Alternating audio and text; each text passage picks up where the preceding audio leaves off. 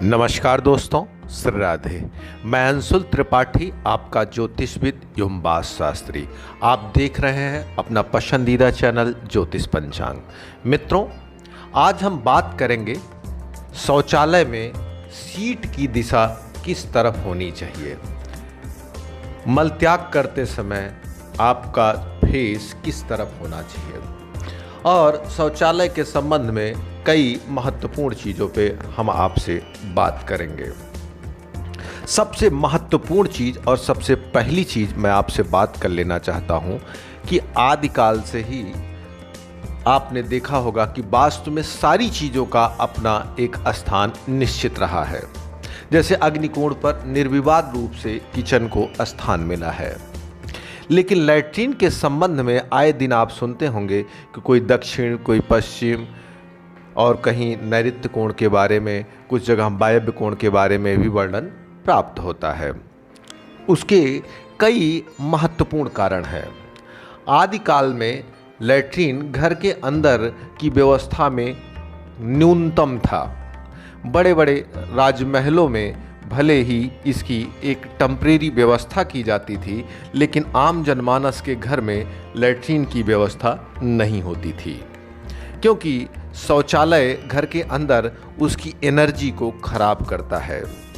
साथ में वास्तु पुरुष को हम एक देवता मानते हैं, और अपने पूरे घर को वास्तु पुरुष से सुसज्जित, इसीलिए वास्तु पुरुष की पूजा होती है गृह प्रवेश से पहले, और हम पूरे घर को मंदिर मानते हैं।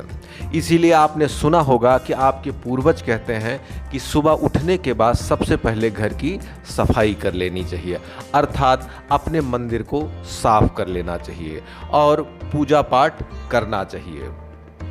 ये सारी प्रक्रिया इसीलिए बनी थी कि वास्तु पुरुष को हम भगवान की तरह, देवता की तरह महत्व देते हैं। इसीलिए शौचालय की व्यवस्था वास्तु शास्त्र के अनुसार न्यूनतम तौर से पहले के समय में हमारे घरों में हुआ करता था। लेकिन परिस्थितियां बदलती हैं। तब का समाज अलग था, आज का समाज अलग है, और इससे बहुत सारी समस्याएं पैदा होने लगी। इस कारण से अब घर के अंदर लैट्रिन की व्यवस्था होने लगी। अब हम बात करेंगे कि लैट्रिन करते समय अर्थात आपका फेस किधर होना चाहिए। रही बात, शास्त्रों में लिखा है कि आप पूरब और पश्चिम बिल्कुल फेस ना करें, अर्थात आपके कमोड की दिशा पूरब और पश्चिम नहीं होनी चाहिए। सूर्य देव को देवताओं का राजा माना जाता है। मनुष्य के जीवन में सूर्य की बड़ी प्रधानता है। अगर सूर्य न निकले तो जीवन की कल्पना कर पाना उचित नहीं होगा। ज्योतिष के अनुसार सूर्य को आत्मा का कारक माना जाता है। माना जाता है कि सूर्य हमारे राजा हैं। हमें यश, कीर्ति, धन और सरकार से पैसा सूर्य के द्वारा प्राप्त होता है। सूर्य हमारे स्वास्थ्य के नियंत्रक कर्ता माने जाते हैं। मल त्याग करते समय सूर्य की तरफ दिशा होने से सूर्य ग्रह आदमी का खराब होता है, जिससे उसके घर में शारीरिक समस्या के साथ साथ प्रभाव की कमी होती है, बदनामी और अपयश होने के चांसेस रहते हैं। साथ में बीमारियां भी बढ़ जाती हैं। यहीं पर अगर पश्चिम दिशा पे मुख हो तो एक अर्थों में वह भी दिशा शनि से प्रभावित है, लेकिन पूरब और पश्चिम दोनों दिशाएं इफ्लेक्टेड हो जाने के कारण से यहाँ पर शनि खराब होते हैं, और शनि को दंडा अधिकारी कहा गया है। अब प्रश्न उठता है कि उत्तर और दक्षिण में अगर लैट्रिन करेंगे तो क्या इधर कोई ग्रह प्रभावित नहीं होंगे?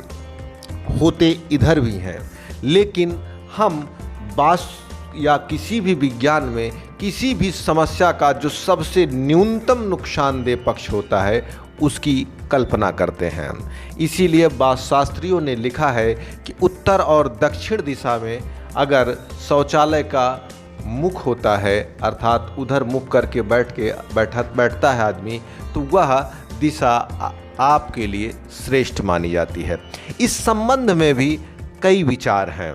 जैसे कुछ विचार मानते हैं कि दिन में आपका फेस दूसरी तरफ होना चाहिए और रात्रि में फेस दक्षिण, इस तरह के भी विचार आए हुए हैं।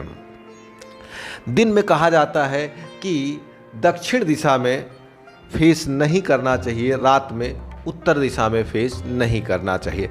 इन तरह के तमाम विचारों को रखा गया है।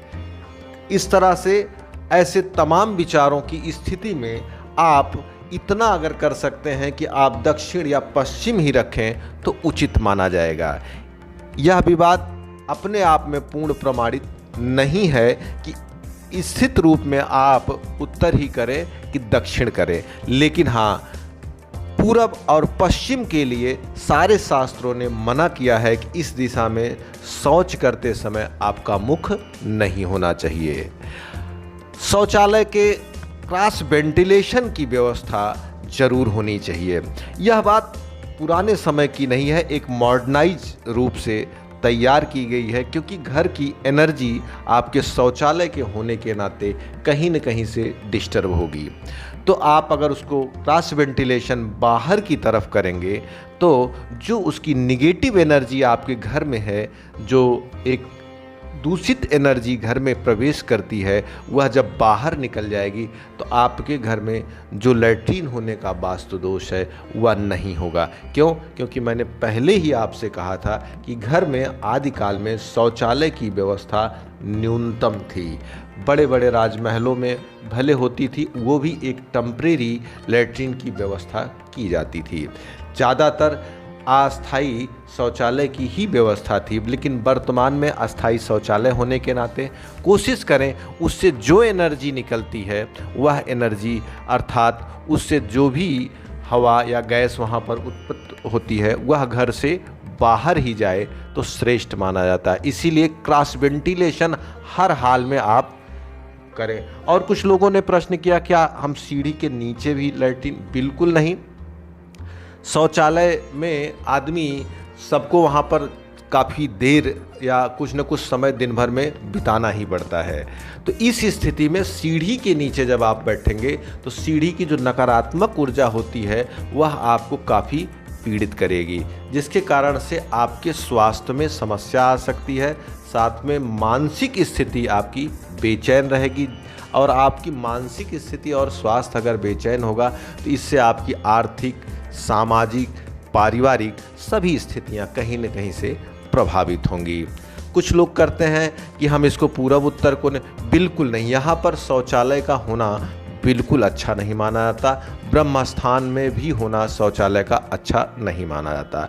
हमने अपनी पिछली वीडियो में शौचालय के उचित स्थान के बारे में विस्तृत वर्णन किया है, जिसे आप जाकर देख सकते हैं। लेकिन कुछ महत्वपूर्ण चीज़ें मैं पुनः आपसे कहना चाहूँगा, भूलकर भी पूरब और पश्चिम दिशा में आपकी सीट का मुख नहीं होना चाहिए।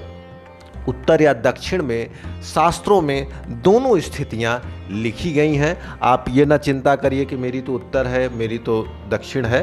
शास्त्रों में दोनों लिखा है, दोनों की टाइमिंग लिखी गई है, और यह विषय अपने आप में आंशिक रूप से विवादित है।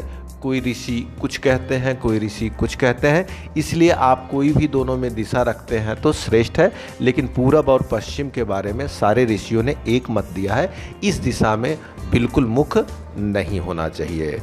लैट्रीन में महत्वपूर्ण चीज़ हमने कहा था कि आप पूरब उत्तर कोने पे ना करें और सीढ़ी के नीचे बिल्कुल ना करें, क्रॉस वेंटिलेशन अवश्य करें। इसी तरह से वास्तु से संबंधित आपके मन में कोई प्रश्न हो या हमसे बात करना चाहते हैं तो दिए हुए नंबर पर आप फ़ोन कर सकते हैं, हमसे बात कर सकते हैं। कोई भी प्रश्न आपके मन में हो, छोटा मोटा, जिसे आसानी से लिख के बात की जा सकती, तो कमेंट बॉक्स में जाकर आप अपने प्रश्नों को छोड़िए। हमारा वीडियो आपको पसंद आता है तो उत्साहवर्धन के लिए आप अपनी शुभकामना भी लिखिए। हमारे वीडियो को शेयर करिए, लाइक करिए, और अपने मित्रों के साथ इसकी जो अच्छाइयाँ हैं